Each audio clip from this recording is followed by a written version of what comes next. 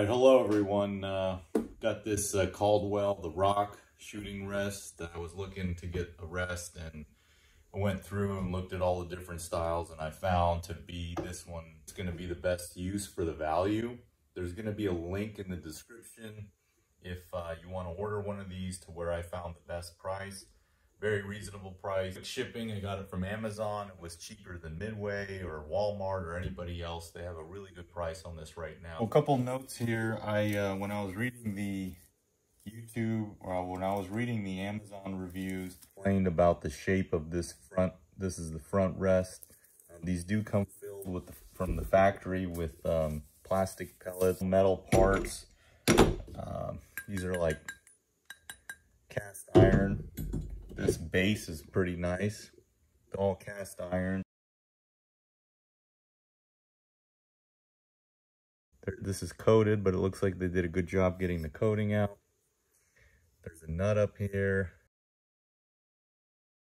It's got these feet, little points.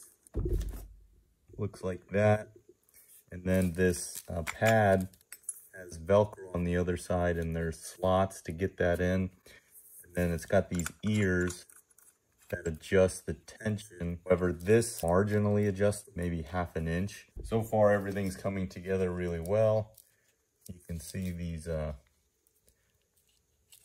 got these thumb screws. So there's a washer that sits in here. There's also a plastic key in there that lines up for this ram. And kind of nice thing is they do give you a spare. I think if you're not jostling it too much and you're careful about that, then you can certainly avoid breaking that little key that sits in this channel. You just set it down, trying to be somewhat careful you don't mess up that plastic insert in there. And then your height adjustment, you can sort of see how that works. As you thread this, it goes down.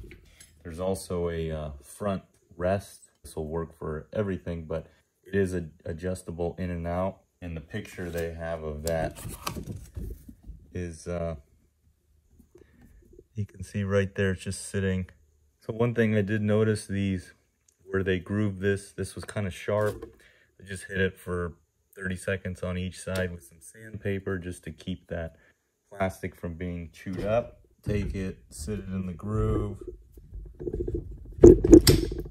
and then you got all your adjustment, and then you can lock down your adjustment with this metal. It's like a set screw basically, and then to adjust it, you just loosen that.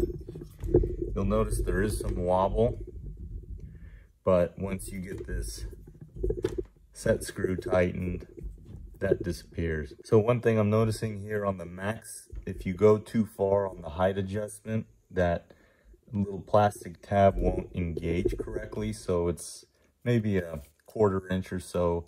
You'd have to leave it lower than the max height. It's about 9 inches to the top of the rest at the max height. The lowest height, about 6 3/4. Then you can adjust that to kind of get a little extra feet base height. So these just thread in, and then you'll have these pegs. It's pretty heavy duty. This has a nice handle up here, and then this you can place anywhere or use your own rear bag. This is not adjustable for windage. You would have to physically turn it. If you want windage adjustments, they have some other types that do that. This one does not, but I mean, so easy just to turn it a little bit. Price point, you can't really complain about that. All right, so here you can see this is a Benelli M2. It cradles the front pretty well. You wouldn't be able to use, see, just a barrel is not going to work there. It would have to be a front grip. Now this rear bag is pretty good. I mean, it certainly doesn't have a lot of hold if you need that. If you're careful, it should suit your purpose. We'll try it with a AR pattern. I have it almost at the highest setting, but you can see the regular cap fits. If you've got a much bigger setup, you may have to use a upper magazine or adjust this base higher with those peg feet.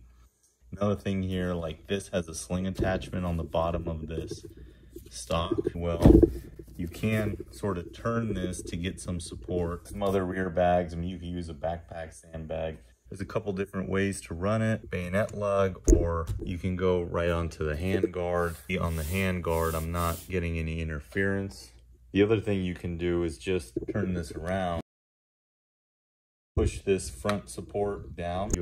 You won't have that leg in the back to interfere if you've got, you know, a bigger, longer setup. You still have to raise it up and get a bigger bag if that's what you want to do. But again, this isn't some super hootin' tootin' fancy setup. I mean, this is just a cost-effective, pretty good rest. I'm going to be testing this out. I'm going to do an upper test with a bunch of different AR pattern, Knights, LMT, and we'll be doing some accuracy work to help purchasers. So anyways, it's decent so far. Again, link in the description. If you guys need one, you know, please do subscribe to the channel.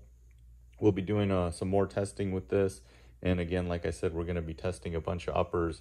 And it's going to be some cool videos coming up. So thank you everyone for watching. Again, do subscribe to the channel. We really appreciate your support.